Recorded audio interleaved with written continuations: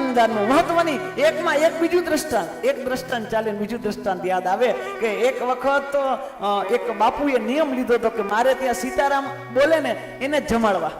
જે સીતારામ બોલે આવીને બધી પંગત પડીને બધાય બોલે સીતારામ સીતારામ, એક જણો ન બોલ્યો, નથી બોલવું. બાપુએ કીધું માફ કરજો, તમને જમાડવા જ છે, મારે ભોજન કરાવું, પણ એક વખત સીતારામ બોલો, એક વખત સીતારામ બોલો. બોલો કે નહીં બોલું, તાર ખવડાવો ખવડાવ, ને આ ઉભો થઈને વયો જાવ, બાકી સીતારામ નહીં બોલો. આ નક્કી છે, તમારો ભલે નિયમ હોય સીતારામ બોલે, મારો નિયમ છે નહીં લઉં. આ 45 વર્ષથી નથી લીધું ને હજી નથી લેવું, તમારે ખવડાવવું છે તો કે તો માફ કરજો, તો નહીં જ ખવડાવું. મારું અંત તો જે સીતારામ બોલે ને એને દેવાનું છે. અને તે દિવસે એ વયો ગયો, હાલતો હાલતો એ જતો રહ્યો.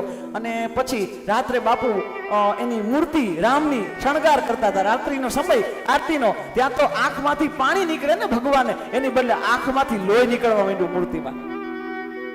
આંખમાંથી રડીને નીકળ તો મૂર્તિ સાફ કરે, ઓહો મારાથી કોઈ અપરાધ થઈ ગયો, માફ કરજો, માફ થઈ ગયો, માફ કરજો, મારાથી કઈ ભૂલ થઈ ગઈ, મારી શું વાત છે. આ મૂર્તિ હસવી જોઈએ, બોલવી જોઈએ, મૂર્તિ હસવી જોઈએ. ત્યાં તો મૂર્તિમાંથી અવાજ આવ્યો, તે મોટો અપરાધ કર્યો છે. તો કે શું કર્યું? તો કે આજ તારા આંગણેથી એક જણો ભૂખો ગયો. તો કે ભગવાન એમાં મારો વાંક નતો, ભગવાન એનો જ વાંક હતો. એક વખત સીતારામ બોલ્યો તો એનું શું જાતું હતું? હું જમાડવા ત્યારે જ હતો ને, મને કઈ નહોતો જમાડો ને. એક વખત બોલ્યો તો રામ ભગવાન એ મૂર્તિના રૂપમાં જવાબ આપ્યો, મારા વાલા 45 વર્ષ થયા એને નામ નથી લીધું, છતાં મેં એને એક દી ભૂખો ન રાખ્યો, તું એક ટનનો આચી ગયો. 45 વર્ષ થઈ ગયા, એક વખત નથી બોલ્યો, મને એક દી ભૂખો નથી, તું એક ટંકનો આચી ગયો. અન્નદાનનું મહત્વ છે, ગમે તેવો હોય, રામ નામ બોલે તો બોલે, ન બોલે જમાડ દેવો. અન્નદાનમાં બહુ મહત્વ છે. અને આ ઓલો શેઠ કુવામાં જાય છે, અંધારા કુવામાં, એને નરકમાં.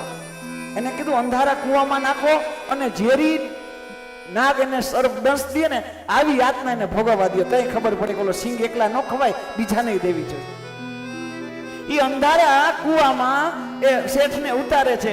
પણ વાતની હવે પકડજો કે જ્યારે નાગ દંશ દેવા જાય ને તો નાગ દંશ નથી દેતા, નથી દઈ શકતા.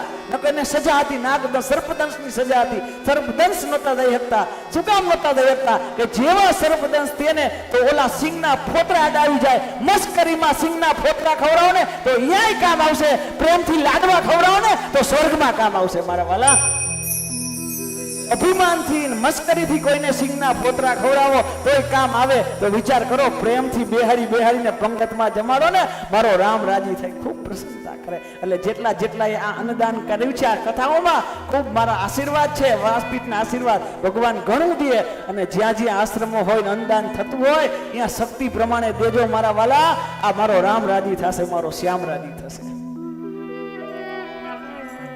તો સંત જમાડતા નથી, ઋષિઓ સંતો આવીને જમે છે, સંતને જમાડે છે. આશીર્વાદમાં ખાલી એટલું જ કહે છે કે તારા ઘરે દીકરો આવે એનું નામ નારાયણ રાખજે. આમ તો ઘણા દીકરા હતા, પણ નાનો દીકરો હતો એનું નામ નારાયણ રાખ્યું. અને નારાયણ ધીમે ધીમે મોટો થવા માંડ્યો. અને પછી નારાયણ મોટો થયો એટલે બાપાને જવાનો ટાઈમ થયો. પાણી પીવું તો અજામિલને પાણી પીવું તો, એટલે માંગ્યું પાણી આપ, હે નારાયણ પાણી આપ, નારાયણ પાણી આપ. આખી જિંદગી પાપ કર્યું હતું, છતાંય છેલ્લે નારાયણનું નામ લીધું તો યમુના દૂતો તો લેવા આવ્યા અને હારે સ્વર્ગથી વિષ્ણુ ભગવાનના પાર્ષદો લેવા આવ્યા. બંને વચ્ચે યુદ્ધ છે, યુદ્ધ છેડ્યું છે બંને વચ્ચે. કેના વચ્ચે? આ બંને વચ્ચે યુદ્ધ છે. આ બંને વચ્ચે યુદ્ધ થયું છે. વાત બહુ લાંબી છે, પણ ટૂંકી તમને કહું કે નારાયણનું નામ લીધું ને તો અજામિલને તરી ગયો.